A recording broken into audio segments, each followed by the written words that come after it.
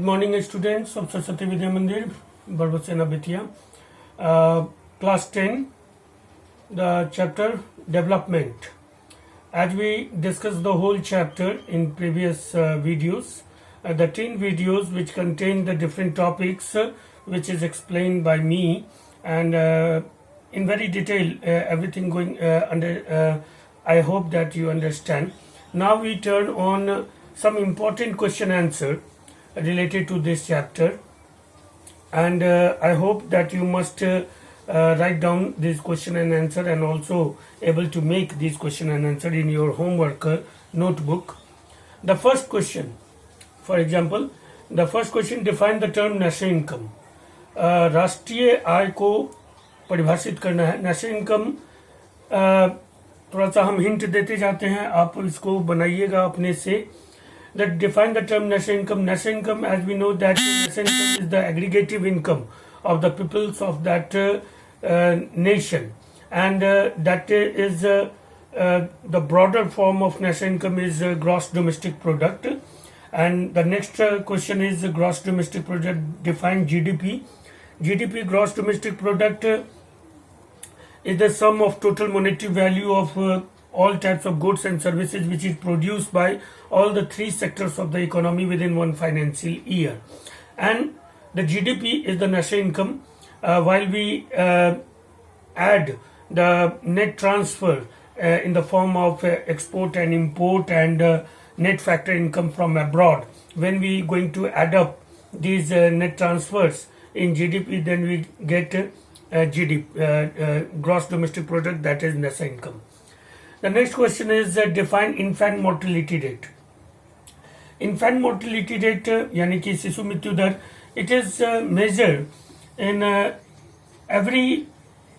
within 1 year, the child which get born, and if that child would get die within 1 year, that every 1000 birth of child, how many child would get die before the completion of 1 year, that is known as infant mortality rate. यानी प्रत्येक 1000 जीवित बच्चों में ऐसे बच्चों की संख्या जो 1 साल की आयु पूरी किए बगैर उनकी मृत्यु हो जाती है, उस दर को हम लोग infant mortality rate कहते हैं.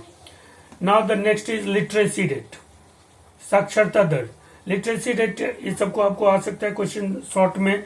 Literacy rate measure in the peoples 7 years and above, and the rate among peoples, the total number of peoples and the literate people 7 years and above, that is literacy rate.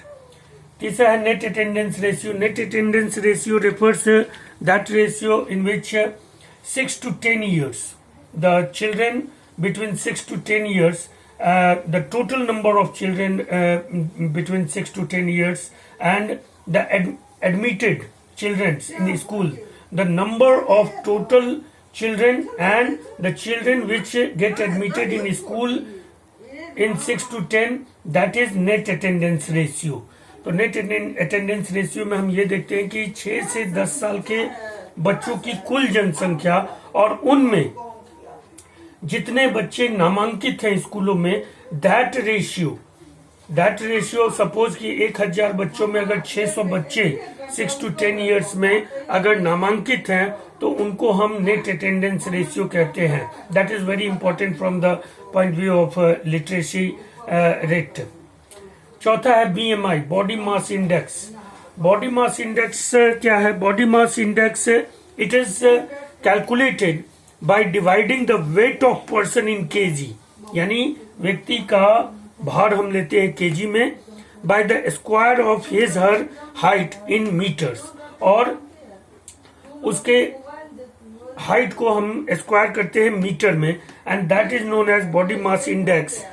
Body mass index को हम major करते हैं. It is an indicator of level of nourishment in adults. And body mass index जो है वयस्क व्यक्तियों में उनके पोषण के स्तर को दिखाने वाला एक इंडिकेटर है. That is most important indicator which now days much used in Western countries body mass index is become the prime indicator of health in Western countries. Next question, name the report published by UNDP which compares countries. That report is Human Development Report. Every year UNDP United Nations Development Programs जो है वो Human Development Report निकालते हैं. On the basis UNDP publish Human Development Report on the basis of per capita income, literacy rate, infant mortality rate, life expectancy and other important measures. So UNDP indicator or UNDP Human Development Report is the clear indicator towards the nation comparison. We can use the UNDP report to compare the human beings of different countries. Fifth, why is the total income or per capita income of countries not used to make comparison between them? क्यों हम प्रति व्यक्ति आय को या कुल आय को हम दो देशों के बीच कंपेयर का उचित माध्यम नहीं मानते हैं? देखिए, per capita income or total income, which is national income, and when national income get divided from the total number of population, we get per capita income. But per capita income is not efficient or enough indicator regarding comparison of nations, because through income or monetary income everything cannot be purchased. For example, pollution free environment cannot be purchased by income. Second thing कि एक तो इसलिए income को हम perfect indicator नहीं लेते हैं comparison के लिए बिटवीन पीपल्स और सोसाइटी और कंट्रीज और स्टेट, क्योंकि एक तो इनकम से सब कुछ खरीदा नहीं जा सकता है. दूसरी बात यह है, जैसे पॉल्यूशन फ्री इन्वायरमेंट, एक सोशल फ्रेंडली इन्वायरमेंट, या जो सामाजिक हमारा होता है रिलीजियस अप्रिशिएबिलिटी, जिसमें हम सभी धर्मों का सम्मान करते हुए एक अच्छे समाज की संरचना कर सकते हैं. तो that thing can not be purchase by income only. तो हम देखते हैं कि अमेरिका में बहुत ज्यादा पर कैपिटा इनकम है, लेकिन अमेरिका में गैंग वॉर्स होते हैं, स्कूल में गोलियां चलती हैं और बहुत सारे ऐसी चीजें. तो अगर per capita income is a right indicator और पर कैपिटा इनकम से ही डेवलपमेंट इंश्योर होता, तो अमेरिका में हमको लगता है कि कोई भी इलीगल एक्टिविटीज या किसी भी तरह के मारपीट और गैंग वार नहीं होते. लेकिन most peoples world suffer from depression in America, USA, in spite of higher income. तो इनकम को हम राइट इंडिकेटर इसलिए नहीं ले सकते because there are several things which is necessary for human life.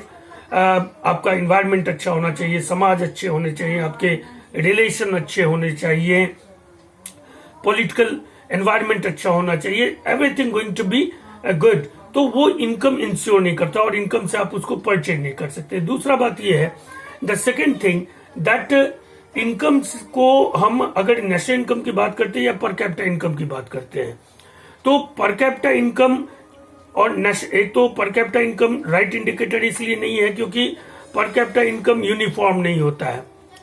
Per capita income ऐसे तो हम निकाल देते हैं. हमने कहा भी था कि पर कैपिटा इनकम अगर हम इंडिया के लिए तो एवरेज वो बिहार का 32-33 हजार पर कैपिटा इनकम है, उड़ीसा का 36,000 है, इस तरह से महाराष्ट्र का ज्यादा है, चंडीगढ़ का बहुत ज्यादा है.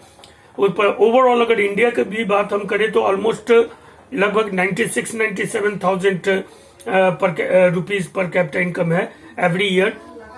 लेकिन चूंकि इसका पर कैपिटा इनकम का जो नेशनल इनकम है हमारा, that is not going to be distribute uniformly among peoples, and due to this per capita income never can be taken as a right indicator towards make a comparison between nations or between a state. That is the reason that per capita income is just a symbol to identify or classify the countries, but not exactly compared. हो गया इतना.